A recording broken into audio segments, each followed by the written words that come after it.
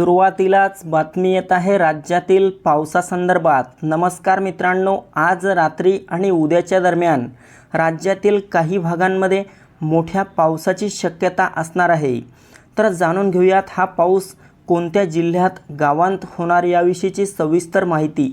पण त्यापूर्वी चॅनलवर नवीन असाल तर चॅनलला सबस्क्राइब नक्की करा।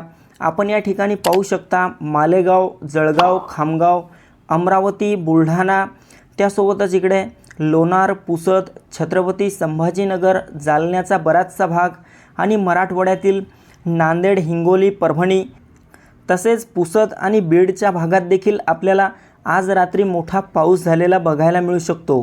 कोकणात देखील मुंबई, ठाणे, पालघर, रत्नागिरी, रायगड, सिंधुदुर्ग, राजापूर, सावंतवाडी, कल्याण, डोंबिवली, वसई विरार या परिसरात आणि कोकणाच्या इतर आसपासच्या भागांमध्ये हलक्या स्वरूपाचा पाऊस आज रात्री झालेला पाहायला मिळेल।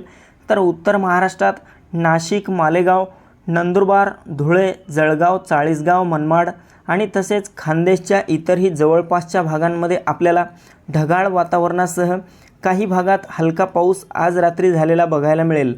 मात्र उद्याच्या दरम्यान आपल्याला मराठवाडा, विदर्भ, कोकण, मध्य महाराष्ट्र, खान्देश, पश्चिम महाराष्ट्र, उत्तर महाराष्ट्रात मोठा जोरदार पाऊस झालेला पाहायला मिळेल।